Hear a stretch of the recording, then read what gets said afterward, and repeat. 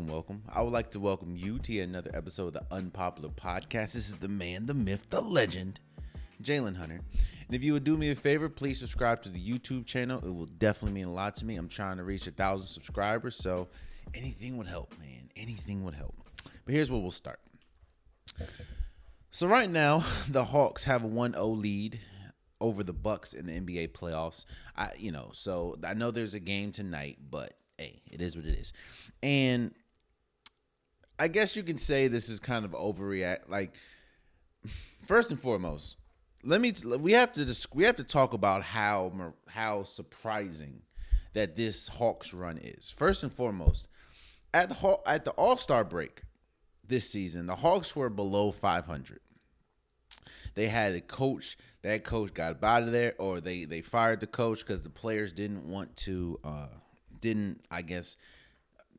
the way he was coaching. They got him coach out of there.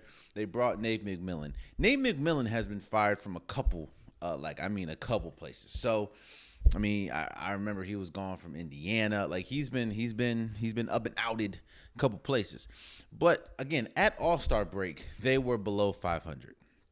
Since then, they were, made it to the playoffs.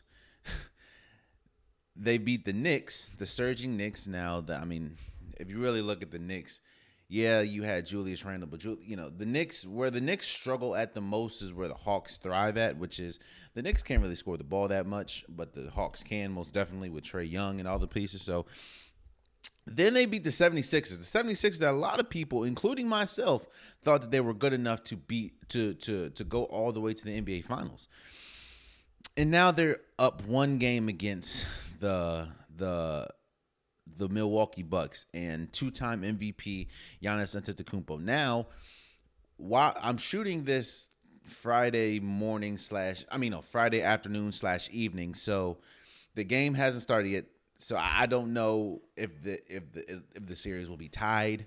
I don't know if the Hawks will be up 2-0. I don't know. But like I said, you're starting to see a lot of overreactions. First and foremost, the first overreaction is Trae Young is the best point guard in the East. Whoa. First and foremost, before I talk about Trae Young as far as what he is and what he isn't, Trae Young is the heart and soul of this Atlanta Hawks team. Again, before at the All-Star break, they were below 500, and now they're in the Eastern Conference Finals with a lead. And this is kind of like this team, the Hawks team will not be the Hawks team if it wasn't for Trae Young. Trae Young, it's not just his scoring. Because if you really want to look at it, Trae Young isn't the best three-point shooter. As far as percentages, of course, he can shoot from deep. He can shoot off the dribble and everything, but he's not the greatest three-point shooter because of the sheer volume in which he shoots them. However, what his talent is getting his teammates involved. His court vision, his assist, like his ability to assist the ball. That is where he shines at the most. And the Hawks, while he could be a really good scorer, the Hawks would not be where they are if it wasn't for his assist or his ability to get his teammates involved. And with that being said, man, I'm hearing people saying he's the best point guard in the East. I'm hearing people say he's a top 5 point guard in the league. I'm like, hold on now. And this is, I'm not here to bash Trae Young. The Hawks have a really good chance of making it to the NBA Finals. There's only 4 teams left, but they deserve to be here. It's not, how some people may like, it was a fluke. No, the Hawks deserve to be here. They did what they had to do against the Knicks. They did what they had to do against Philly. They deserve to be here. But to say Trae Young is the best point guard in the East is crazy to me. When you have James Harden, who a lot of people considers a point guard, when you have Russell Westbrook, who's in the East, when you have Kyrie Irving, who's in the East, I just chill out, okay? Chill out. Now he did just drop 48 in game 1 of the Eastern Conference Finals, which was crazy. And let's talk about those 48 points. Now, a lot of people are going to look at Drew Holiday's game and say, "Yo, Drew Holiday had a really good game. He had a 30-point game. He was pretty good." But here's the thing about NBA players, especially incredibly skilled offensive NBA players. You're gonna have to scheme around them. You can't just put somebody on a good offensive player and think that it's just gonna go the way that you think it's like you're just gonna stop them. That just doesn't happen. Hell, we're gonna talk about it in a second, but you can see in game 3 of the Western Conference Finals, the Clippers did everything in their power to scheme their way to stop Devin Booker, and we'll talk about it in a second. But you're not. I don't care who is a all NBA defensive player. If you don't scheme to stop Trae Young, I don't care if you put Scottie Pippen on him. He is going to drop 48 on your head. I think the Bucks have to do a better job in, first of all, helping Drew Holiday. Yes, Drew Holiday is an incredible defender, but this is an offensive league. This is like the time that we're living in is offensive as far as basketball. So, yeah, man. Drew Holiday was having a tough time. And that is yet another game that Chris Middleton was subpar. Chris Middleton is starting to be one of those players where, it's Chris Middleton is an incredible player, first of all. He's an all-star. But the reason why you can't put him, he has all the skill sets to be a star or a superstar. He has the skill set. The problem is he's just so inconsistent that it's hard to say he's a superstar, or it's hard to say he's a star because you don't know what you're gonna get. I mean, look at Chris Middleton when they played against last round against Brooklyn. One game, him and Giannis couldn't. I think it was game 3. They couldn't miss. I think they had like 31 points in the first half. Like, both of them were killing Brooklyn in game 3. Then the next game, he was struggling. Then the game after that, he had 30. This game, or game 1 in the Eastern Conference Finals, Chris Middleton was garbage. And it's just like, with a young team and a team with momentum, like, because first and foremost, nobody expected Atlanta to be here outside of Atlanta. Nobody thought that Atlanta was good enough to beat a runner-up for the MVP, runner-up Defensive Player of the Year, and three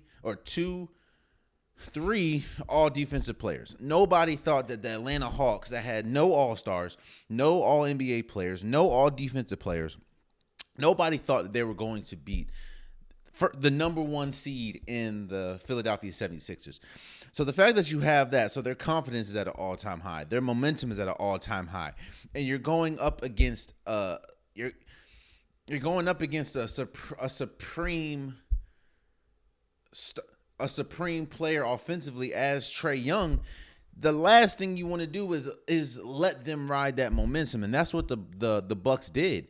And yes, Giannis is going to be Giannis, but we need to see if this is a trend. What we saw the Hawks do is how teams have beaten the Bucks in the future. They walled up, John Collins, Clint Capella. They didn't let Giannis just. Now Giannis did have some easy buckets, but didn't let Giannis just dribble back to the 3-point line, gear up, and then run straight to it. Like, they walled up. They made Giannis do jump shots and stuff. Now, Giannis did have a 30 piece, but it wasn't an easy 30-point game because, like I said, you saw the Philadelphia do it back a couple years ago. You saw Toronto do it. They just wall up Giannis. Now, one thing I will say is this. I guess I started with quote-unquote hate. I don't know. I think that we're seeing, I could be in a prisoner of the moment, but I think that we're starting to see Trae Young go from that star status to superstar status. People ask, what's the difference between an all-star, a star, and a superstar? An all-star is a player that, they're having a good season. They're good players. So every player in the league is good as far as they're good enough to make it to the league. But in league standards, you're a good player. You might be having a really good season. You're a good player. Like CJ McCollum is an all-star. See, nobody questions how good CJ McCollum. Like CJ McCollum is an all-star. He's not a star. He's not a superstar. Victor Oladipo, before the injury, after the injuries and everything, he's an all-star. Not really a superstar. Definitely not a superstar. Not really a star. Then you have the stars.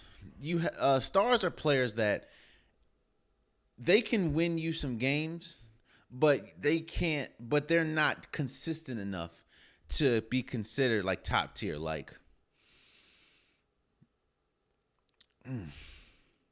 a person that we argue a lot about is Jimmy Butler.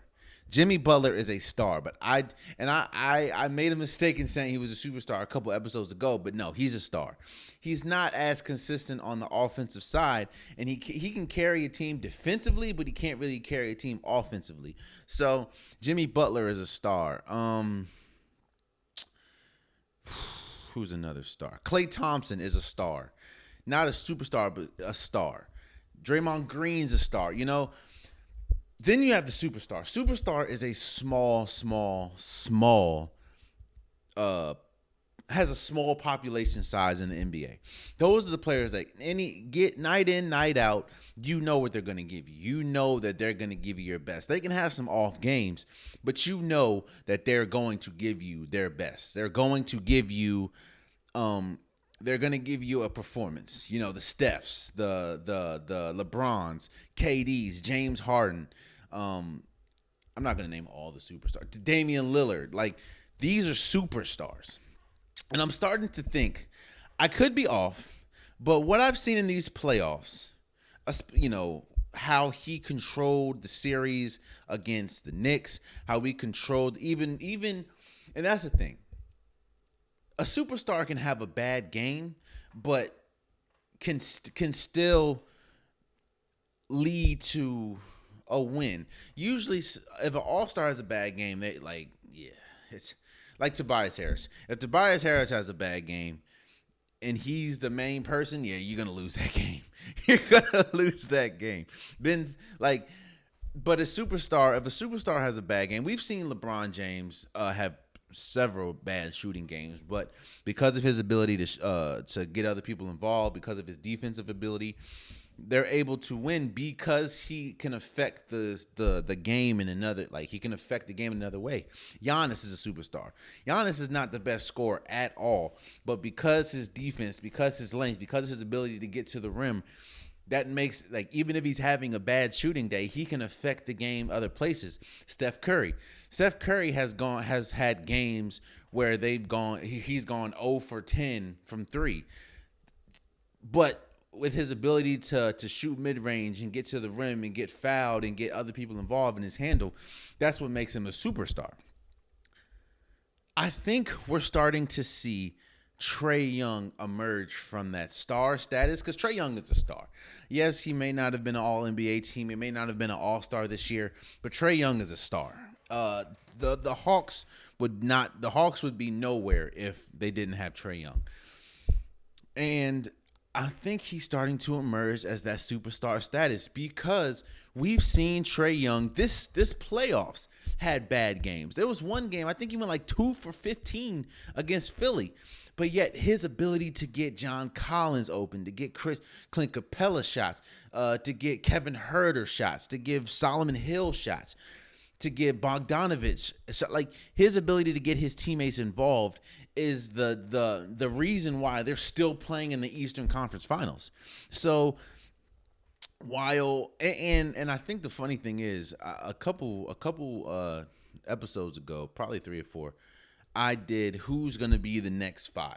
A lot of our stars that we're used to seeing, LeBron, KD, Steph, they're in their 30s. I think Steph is 33, I believe. KD is 32, I think, or 34 or something like that. So they're going to eventually they're going to be out the league. And I was saying who's going to be the next 5. And it's funny that Trae Young was in my 5. Or was he in my 5? I think Trae Young was either in my 5 as 5 or he was just out of my 5. And ever since then, Trae Young's been going crazy. I think he's starting to emerge into that superstar status. Now, of course, we need to. I don't think it matters if they win or lose this series. I think we need to continue to see him grow. As far as, because there's been people that have incredible postseason runs, but the next season they just weren't it. So I do want to see, especially next season, if he's able to continue and grow on this, what he's doing in the playoffs right now. But I do think that he's starting to emerge starting to creep himself into that superstar status. Now we need to ask, I'm looking at the landscape of the playoffs, and I think this is it. This is the best shot that the Bucks are going to get to winning the championship. I believe this is it. They're the people that you pretty much beat the Goliaths as far as stars in the East on one team. You beat the Nets with no Kyrie, but KD was going crazy. James Harden was kind of hampered with his hamstring, but you don't have to see the Philadelphia 76ers. You don't. That's pretty much the other. I mean, the only person you really have to worry about right now is Trae Young. If they don't win this year, and I said this about Philly. If they don't win, and I said this about Utah. If they don't win this year, I don't know when they're going to win, because again, there's always movement in the East. I mean, there's always movement in the offseason period, whether it's the East or the West. Say you make it to the finals, you don't have to go against Steph, Clay, Dre, in the Golden State Warriors. You don't have to go against Utah, which is pretty much a complete team. You don't have to go against AD or LeBron. You don't have to go against Damian Lillard. You don't have to go against Kawhi Leonard if they make it, because reports are saying that he may not return for the playoffs. It's just, this is their time. They're the best player in the playoffs right now is Giannis. They have the best player. They are the best defensive team outside. I mean, you can kind of argue the Clippers, how they've been playing, but the Milwaukee Bucks are the best team. The problem with Milwaukee, let's say this. The problem is with Milwaukee, and you see a lot of analysts say it, and it's like they do not, they have a weird way of playing the Bucks. The reason why I said that if they don't win it this year, I don't know if they'll ever win it with Giannis in this core, because the way that they play, they are a humongous. They are a huge team. You can PJ Tucker, Chris Middleton, Giannis, Brook Lopez. These are some. Drew Holiday is not tall, but he's big in stature. Pat Connaughton, he's not tall, but he's big in stature. This is a huge team. And now they aren't as big as Philadelphia 76ers, of course, but this is the Bucks are a huge team. And it's like, if you don't win, the Bucks, if you look at the landscape of who's still in the playoffs, the Bucks have a player for every team star player at this point. You can throw Drew. First, you got to scheme around it, but you can throw Drew Holiday, PJ Tucker. You can throw players at Trae Young. If they make it to the finals, you can throw players at depth. You can put Giannis. No, you can put PJ Tucker, Drew Holiday. You can put Drew Holiday on Chris Paul. You can put PJ Tucker and a litany of people on Devin Booker. You can put Brook Lopez on DeAndre Ayton. If they go against the Clippers, you can put Giannis on Paul George. You can put Drew Holiday on Reggie Jackson. Like, they have a person for every star player right now for each team. The problem is, what you saw game one. Drew Holiday will go. No, first of all, Drew Holiday will play god awful the entire Brooklyn Nets series. Of course, they'll have a couple of big shots, and he had a couple big shots. Shouts out to you, but he'll play god awful an entire series, and then he'll drop 30 points. But a person, first of all, Drew Holiday is an all defensive player. He'll let someone drop 48 on his head. 48. That's 48 for what, a 3-year player? A third-year player? Giannis Giannis, bro. Giannis will give you 35 points, unstoppable when he has a head full of steam, going to the rim. Yet and still, there was a play in the game that pretty much summed it up for me. Like, yeah, they're gonna lose this. They're gonna lose this game. Giannis was in the paint. The paint. We know statistically Giannis, I think, is the best percentage shooter in the paint. He was in the paint with the ball and had Trae Young guarding him on his back. And instead of bulldozing it or, backing down, getting a hook shot, my man Giannis took a fadeaway jumper. He did that against James Harden in the Brooklyn Nets series as well. It's like, this team is bigger. The Bucks are bigger than the Hawks.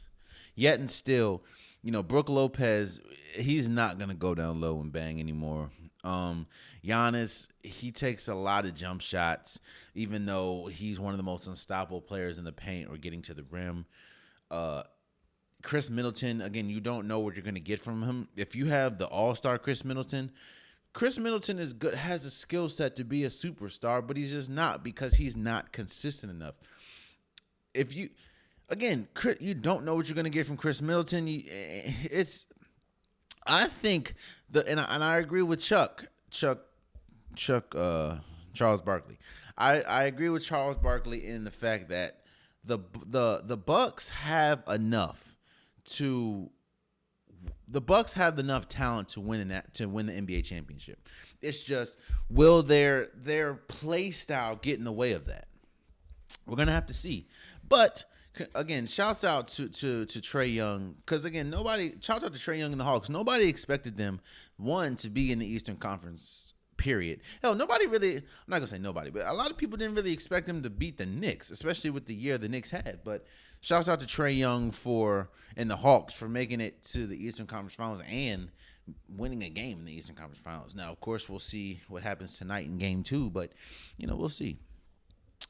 And then we move over to the Western Conference Finals and the Clippers and the Phoenix Suns. The Clippers are down 2-1. Now,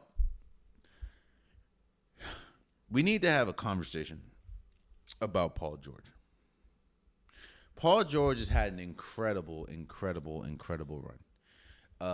this playoffs. He's played the most minutes in the playoffs. I didn't know that until they were saying the stat the other day. He played the most minutes in the playoffs by far. And I think he scored a franchise record in the playoffs for the Clippers. I think it's like 300-something points, something like that. But, and this is why I question, we just talked about Trae Young if he was a superstar. Now, this is why I question if Paul George is a superstar, because Paul George has the supreme talent to be a superstar. Paul George in the regular season is a superstar. In the regular season, Paul George is a top 10 player in my opinion in the regular season. And as we see in these playoffs, he's had now. So here's the thing: when your best player's out and you're pretty much the best player, efficiency doesn't really matter at this point. You just got to get shots up. And I think last game he shot like 9 for 25 or something like that. Now, we did give you 26, 27 points, like 13 or 14 rebounds and 8 assists, but it was an inefficient 25 points. I'll say this. Game 4, will determine who wins this series, in my opinion. Right now, the Clippers are down 2-1. Game 3, there was a lot of things that were kind of in the Clippers' favor. First and foremost, it's the first game at home in the series. This was the first game Chris Paul has played since being out with COVID COVID protocol. I think they said he hasn't played for 11 days, and he looked like it. He looked rusty. Of course, game 2, Devin Booker breaks his nose. So this is the first game Devin Booker plays with a mask, and you can clearly tell that it was restricting him. Not everyone's Rip Hamilton. So, and I think like Devin Booker went 5 for 19, and Chris Paul went like 5 for 21. They went 10 for 40 combined. I don't see that's gonna happen again. Now, the thing that I will say is this: the reason why I talked about the Clippers when we talk about scheming is a star player is because the Clippers the Clippers game 3 did a brilliant job in scheming against Devin Booker and Chris Paul. They put their best defenders on him and say, yo, we don't care if you score outside of Paul George. We don't care if you score. We need you to stop. Patrick Beverly, Terrence Mann, Paul George. Look, I don't care what you do outside of Paul George. I don't care if you score. You need to stop. I don't make it so uncomfortable for Devin Booker and make it uncomfortable for Chris Paul. And that's what they did. And as you see, they missed 40 combined shots. So, they took 40 combined shots and only made 10 of them each. 10 of them together. So, I think that the winner of game 4 will win this series, in my opinion. This is the first. The Suns were just on a 9-game playoff win streak, which was a franchise record, and they were due for a bad game. Zubac outplayed DeAndre Ayton. Everyone pretty much on the Phoenix Suns got outplayed by everyone on the Clippers except Rondo. Rondo was killing. I don't know what the hell was under Rondo, but Rondo was killing his team, man. But again, I think that the winner of game 4 will win this series because while, yes, the Clippers are still going to be at home, I don't see Chris Paul having as bad a game as he had in game 3. I don't see Devin Booker, who recorded his first career triple-double in the playoffs this year. I don't see him having another bad game. And don't be surprised if even though he does have a broken nose, don't be surprised if you see him ditch the mask, because it's tough. Like, as a basketball player, it's tough to wear something that it's not just a mask. Like, don't get me wrong. It's not just a mask. If you're a basketball player, you're used to wearing things. And if you have to put something else on or take something off, basketball players are known for their rhythm. They're known for their routine. So if their routine kind of gets or they have to put something on or take something off that they're used to or not used to, it's gonna affect it. Like, for instance, I don't know if you remember, but let's just look at Steph Curry. Remember Steph, that one game, it was maybe 2015, I believe. They were going up against, 2015. They were going up against the Rockets. And Steph Curry had a bad fall and bruised his elbow bone. The next game, he had to wear the arm sleeve. Now, people think it's just the arm sleeve. It is what it is. Steph Curry had a horrible shooting first half. The next half, took the arm sleeve off, couldn't miss. Not every, I know it's as simple as arm sleeve, but players are known for rhythm, and when you have to wear a mask, that's constricting. It's how hard it is. First of all, I hoop damn near every day. Do you know how hard it was now that the mask mandate's kind of lifted? Do you know how hard it was to hoop in a mask, let alone a face cover mask like that? Yeah, bro. But again, I don't see Devin Booker and Chris Paul having as bad of games as they had in game 3. So if I don't see Zubac outplaying DeAndre Ayton again. Now Cameron Payne, who, by the way, we'll talk about in a second, but who, by the way, is having an incredible. Shouts out to Cameron Payne, man. I was probably driving the Cameron Payne slander bus. People that see me on Twitter, like I was driving the Cameron Payne slander bus. Like I don't know how many times I was just questioning how the hell does Cameron Payne keep getting on the team? Because Cameron Payne was god awful. All he's good for is that, like, I was just going crazy. So I can't then see him balling out and hooping and not say nothing. So shouts out to Cameron Payne, man. You definitely have changed my perception of you. And yeah, man, Cameron Payne got hurt, which is a huge hit for the bench, especially with Chris Paul coming back. Yeah, I just don't see them playing as bad as they played in game 3. That is the Phoenix Suns. On the Clippers side, Paul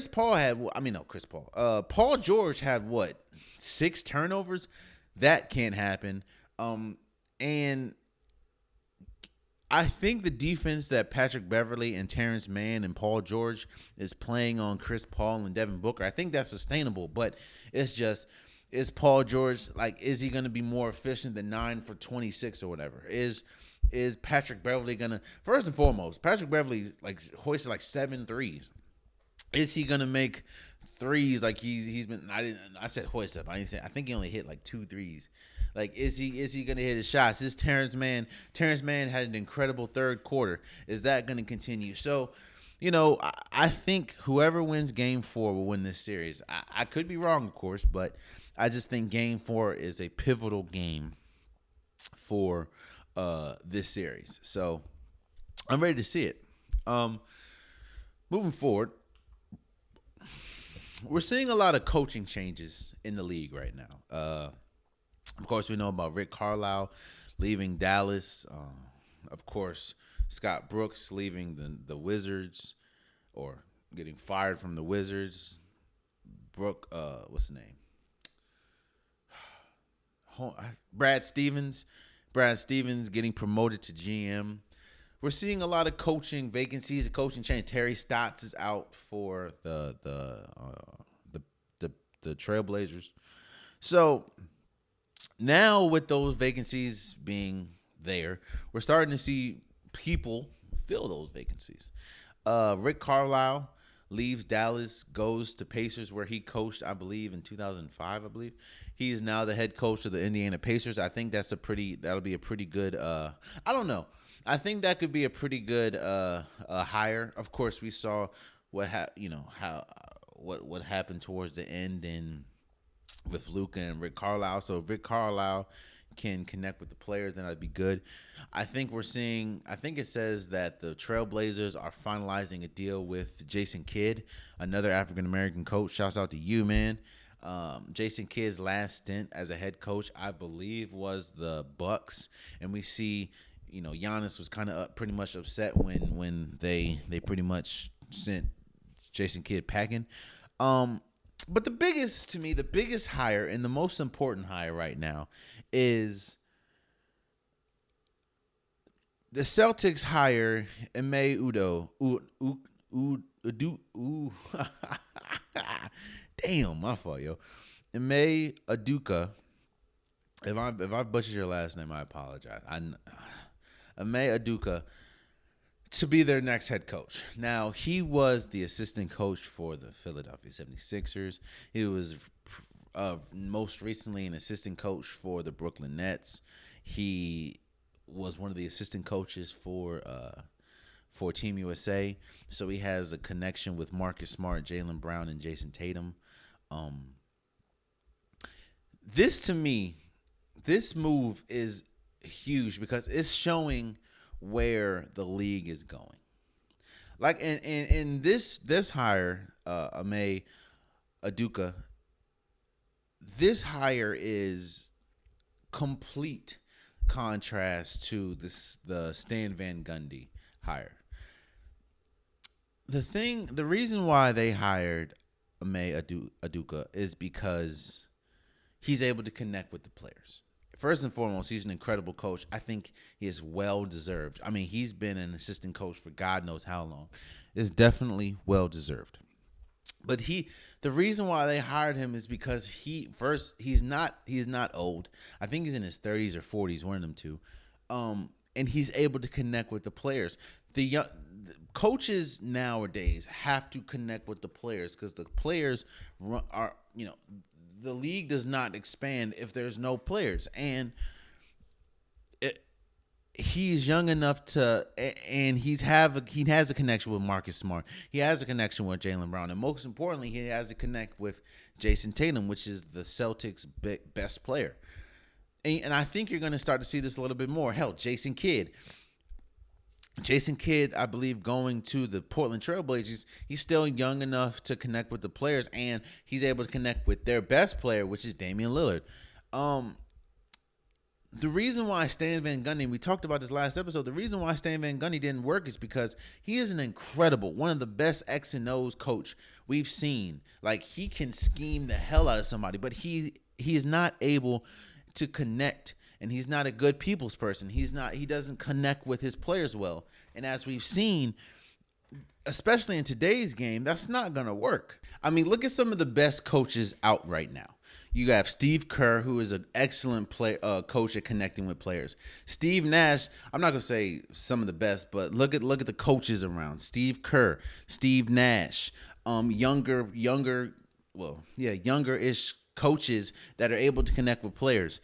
It's like, I think that's a great hire. First and foremost, I think the third black coach, or third or fourth black coach. I know Casey Jones. I know Bill Russell.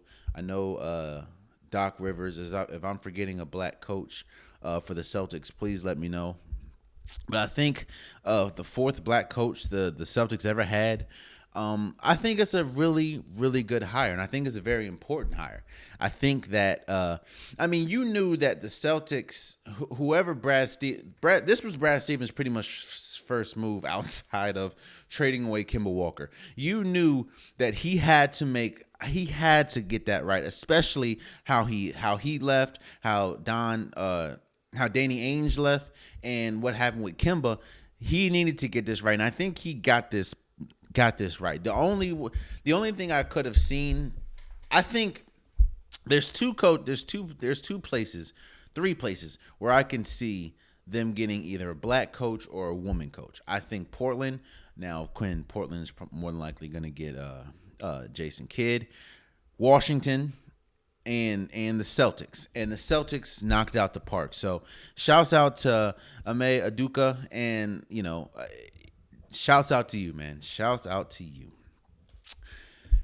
And I think that's going to be an incredible coaching hire. I think you're going to see an increase in wins. I think you're going to see an increased morale. And you saw you saw what Anthony Davis' father said.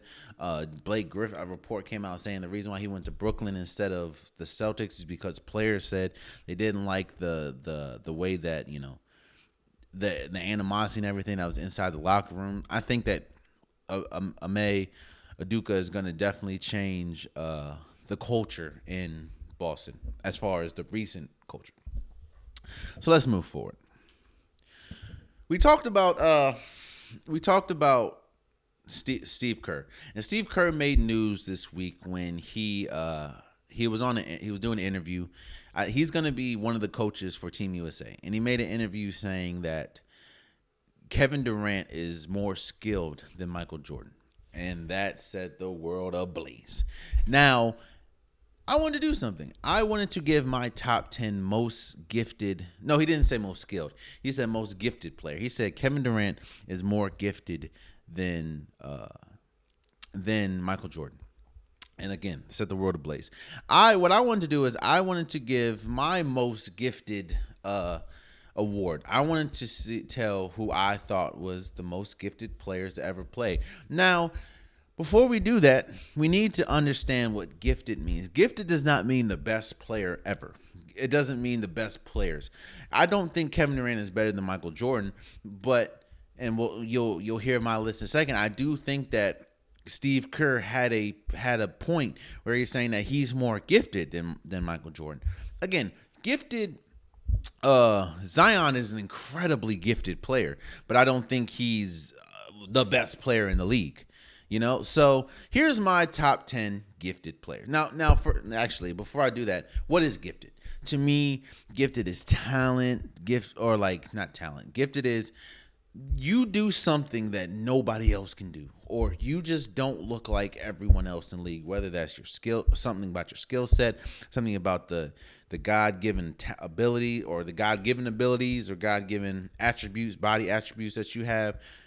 That to me is what kind of determines gifted, in my opinion. You can be the most skilled player or gifted player, but doesn't mean you're necessarily the best player. I mean, we'll talk about it. First and foremost, here's my top 10 most gifted players. Number 10, I get Wilt Chamberlain. Now, the reason why he's at number 10 is because Wilt Chamberlain was just, you saw you saw old clips of Wilt. He was running like a gazelle. He could assist the ball. I mean, he has a 100-point game. He has several 70s, 80s, 90-point games. The reason why I say he's the 10th most gifted is because, again, he was just doing things that nobody was doing. Now, again, I understand that the talent in the league wasn't where it's at right now than it was back then, but even still, Wilt was 6'11", 7 feet over here, running like a freaking gazelle, and he was quick. And I remember they said that he had an interview and he said, I don't feel like scoring this season, so I'm gonna lead the league in assists, and he did that. Like, Wilt Chamberlain was skilled. Was a gifted player. Now, and Wilt Chamberlain, I don't think he'd be as, Wilt Chamberlain, you have to have another record book for him, because just the things he was doing. Now, again, I understand the talent level wasn't where it is today around him, but Wilt was just doing things that was just incredible. And that's why when you look at some of the records that he holds, you looking like, ain't nobody ever going to touch those. So I have Wilt at 10. Number 9, I have Dwight Howard. People, I know, whoa, you hear that? People already turning off the episode. People getting ready to start clicking in like you're crazy. People forget that when Dwight Howard was in Orlando, if it wasn't for, like, Dwight Howard he looked different than anyone else. He could jump higher than anyone else. He was stronger than anyone else. Hell, Dwight Howard was so good. He did not develop. He didn't develop he did not develop a skill. Like, he couldn't do a really good hook shot. He didn't have post moves. Yet and still, there was no argument who was the best center at the time. For a while, I think he finished second in MVP the year Derrick Rose won. Like, Dwight Howard was incredible. That was a gifted individual, and the only reason why he had a decline, and it even wasn't. Now, I understand that what happened in LA wasn't the same. He wasn't the same player that he was in Orlando. The thing was, again, it was his back. So Dwight Howard is number 9 for me as most gifted. Number 8, I have Westbrook. To me, Westbrook, I don't think we'll ever see a guard as physically gifted as Westbrook. His energy, his bounce ability. He is 6'3" with the most triple doubles in league history, I believe, in the regular season. Like, that is a feat that I don't think we'll ever see, especially with the players. I don't think you'll ever see that. And this is coming off of somebody that really can't shoot. So the fact that you're getting all these assists, getting all these points, getting all these rebounds, and again, I think Derrick Rose could have made this list, but if it wasn't for injuries, especially early in his career, and shouts out to Derrick Rose for still playing, through all that, but I don't think we'll ever see a player like Russell Westbrook, because of his energy, and it's just, Westbrook just looks different than everyone else, and he's only 6'3", so I have Westbrook at number 8. At number 7, I have Timmac. A lot of people forget how good Timmac was because of the injuries, and there does have something does have to be said about his playoff record. But Timmac just looked different from everyone else. He was he was shorter than Kevin Durant, but he was just as lanky as Kevin Durant. His scoring ability was crazy. His bounce ability was crazy. T-Mac just looked different from everyone else. T-Mac was incredible. And I think that's another player that injuries kind of robbed him of his peak, I guess. Because, I mean, we know about the foot, leg injuries, the back injuries, the shoulder injury. Like, his body just gave out on him. But T-Mac at his peak was incredibly gifted, especially he could score with the best of them too. He's one of the best. Hell, you listen to the great Kobe or late great Kobe Bryant saying that T-Mac was him. So I have T-Mac at number 7. At number 6, I have Vince Carter. Man, Look at Vince Carter from the beginning of his career. In fact, look at Vince Carter at UNC. Vince Carter just looked different from everyone else in UNC. And when he got to the league, he couldn't really shoot, but he could score. And of course, his dunking ability was second to none. And look at Vince Carter at the end of his career. It's kind of like Jason Kidd. When he got into the league, Vince Carter was a raw talent. He could dunk on anyone, and he was dunking on anyone. Of course, we know about the famous Team USA dunk, but he wasn't that good of a shooter. Then, of course, when his career started to grow and bloom in Toronto, especially we remember the series against the 76ers, he started to be able to score, and his scoring ability started to increase, and he was dropping 50s against Allen Iverson and the Sixers, and his bounce ability was still there. And then, of course, he moves on, and if you look towards the end of his career, he became one of the most lethal three-point shooters in the league. Like, Vince Carter, he just looked different. His bounce was different, and that's something that you see a lot from these players. They just look different, and they just do things that other players just can't do. So that's why I have Vince Carter at number 6. Number 5, I had Dr. J. Now, I don't know. Have you seen Dr. J's arms? Like, this man has the longest arms known to man, and the fact that what he was doing, before and after the merger, and he was probably one of the biggest reasons why segregation was still there. The way he was just destroying white people, bro. Like, it was bad. Him and Wilt, man. Him and Wilt was killing people. And Dr. J, his bounce ability, and a lot of these, when I say gifted, you can do calf raises and you can do jumping, drills, but you're never going to be able to jump. It doesn't matter if I can do jumping drills and calf raises and squats and whatever for the rest of my life. I will never be able to dunk as good as Vince Carter. I will never to be able to dunk and move as gracefully as Dr. J. And hey, Dr. J, of course, like I said, the talent level back then wasn't in today, but Dr. J was playing, Dr. J, that's Dr. J. He was playing against George Gervin. He was playing against some great player, Larry Bird. Like, that's Dr. J. Magic Johnson was out. So I have Dr. J at number 5. Number 4, I have Dominique Wilkins. Just look at Dominique. Just look at Dominique Wilkins walk. Look at the dunks look at the dunks Dominique Wilkins was doing in these in-game dunks. Dominique Wilkins was the first Vince Carter. Now, Vince Carter to me kind of eclipsed him as far as talent, in my opinion.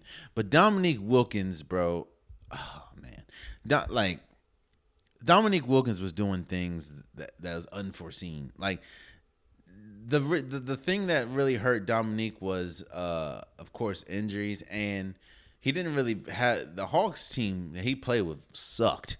But Dominique, bro, just look at some, just go type in Dominique and look at some highlights. Look at the way he was dunking on people. Look at the way he was jumping off the floor. Like, just look at it. Just look at it. Dominique, Dominique, Dominique Wilkins was incredible, bro. And the fact is, Dominique Wilkins' body's like his body was, man, it's hard. Dominique Wilkins, bro. That's number 4. Number 3, I have Magic Jordan. I'm Magic Jordan. I have Michael Jordan. Doesn't really much need to be said. Michael Jordan, arguably greatest player of all time. He just looked different. You look at his era. He was doing things offensively. His bounceability, his defense, his tenacity, his aggressiveness.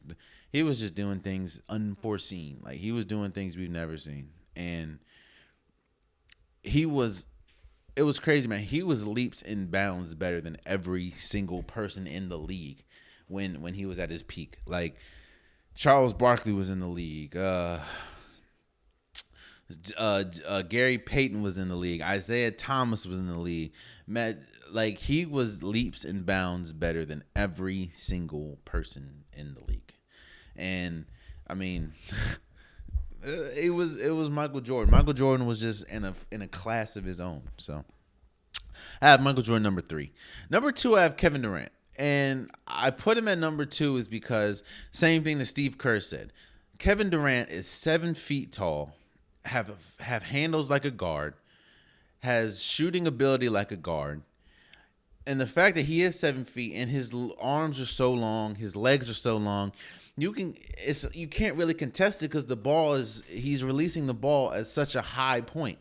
And he just has the intangibles. Now, people can hate Kevin Durant for the decisions that he made with his career. It is what it is. But you can't lie and say Kevin Durant is not one of, if the most gifted player, because we've never seen a player like Kevin Durant. That's another.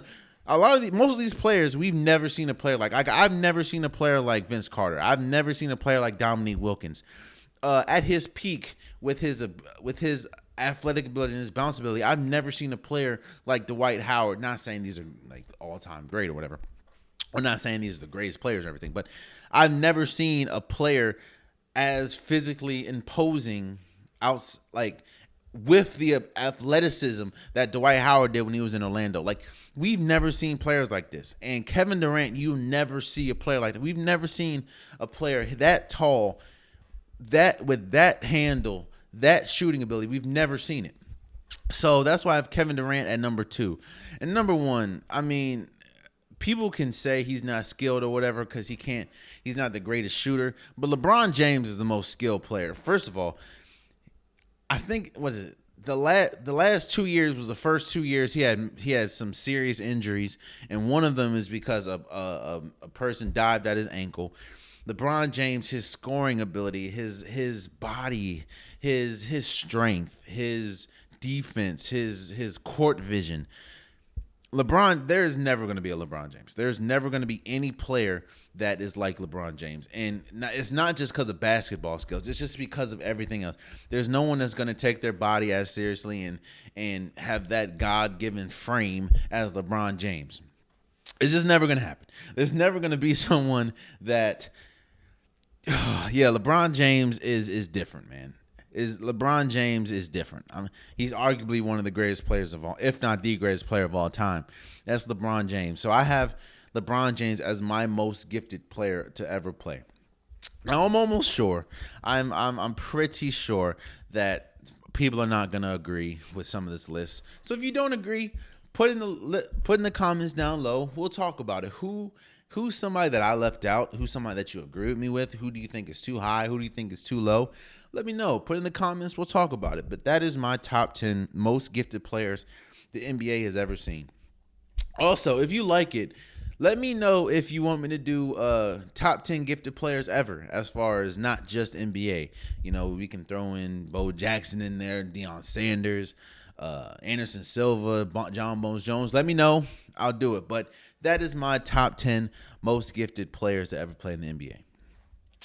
And lastly, the NBA lottery happened this week, and Detroit got the number 1 overall pick, followed by Houston, Cleveland, and Toronto.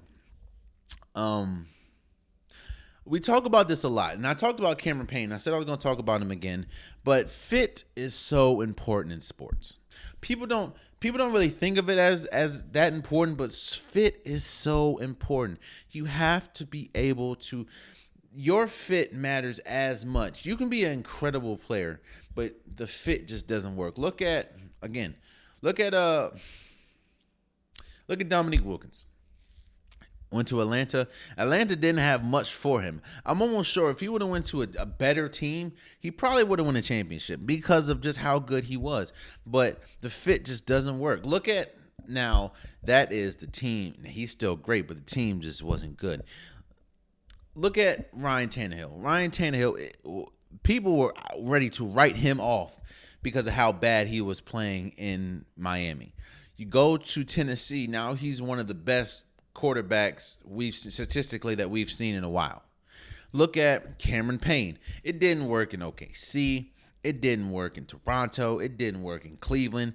He had to go overseas a couple times. He had to go in the G League a couple times. Now Cameron Payne is looking incredible in this Clippers and Suns series. Fit is everything. So congratulations to the Detroit Pistons for getting the number 1 overall pick.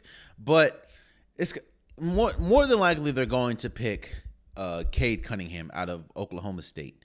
Now, I'm not here saying, you shouldn't get drafted. I'm not saying that at all. I'm not saying, his career is going to be ruined. And I'm not saying that he's just not going to be good because more than likely he's going to go to Detroit. What I'm going to say is I hope that I hope that this works for him. And I hope that, because more than likely they're going to pick him. Evan Mobley's going to be in the draft, but I don't think he's better than Cade Cunningham. You have Jalen Green that plays for the G League right now. You have Jalen Suggs coming out of Gonzaga. There's a lot of good this draft is very top heavy, especially top 5. But Cade Cunningham is pretty much the player that's going to be. And I just hope, because we've seen Detroit has not done a good job at drafting, even though a couple of their players this year were on the all-rookie, I think, second team. But a lot of that was because there wasn't really a lot of spectacular rookies this year. But I just hope that, Cade, I hope that if the fit doesn't work for him, I just hope that he's able to have the best career possible, whether he goes. So, and more than likely, Detroit's going to pick him. So, I just hope the best. Houston, everyone's saying Mobley should be the 2nd overall pick, but we know Houston, they're like allergic to bigs. And I don't think that Mobley will be good with Christian Wood. I think they kind of have the same skill set. So I can see Jalen Suggs or Jalen Green going to Houston, both guards. And, of course, we don't know what's going to happen with John Wall in Houston. Cleveland loves bigs. Cleveland wraps their arms around bigs. So I think this is going to go to Evan Mobley. And, of course, Toronto, they're going to get whatever Jalen wasn't picked, the other Jalen's going. So those, shouts out to Detroit for getting the number 1 overall pick. And I'm excited to see who gets drafted. So the Wizards, I think they're at 15. The worst thing you want to be in the league is in the middle, because in the middle you're not terrible, but you're not good. So you're just in the middle, and in the middle ain't never gonna win you a championship. And people that stay in the middle, like leagues that stay in the middle, like organizations that in the middle, a lot of them don't know how to get up from the middle to the elite. So the Wizards, I think they're drafting 15th because they want to be so good and make it to the playoffs just to lose 4-1 to the Philadelphia 76ers. So I don't know what's gonna happen, but yeah, shouts out to all the players that's gonna get drafted. So, and there you have it, man. That has been today's episode of the Unpopular Podcast. I appreciate you guys. I love you guys. Please subscribe to the YouTube channel. I'm trying to get to 1,000 subscribers, so anything will definitely help. It would mean a lot. If you want an Unpopular Podcast shirt, hoodie, sweatshirt, long sleeve, joggers, the link is in the description below. Hey, man, look, I have different types, like you can see. I wear a shirt every episode pretty much, and this all looks. Just go get you a shirt, man. Just go get you Unpopular Podcast merch. Again, I love you guys, and thank you for the support that you continuously give me. And until next time, much love.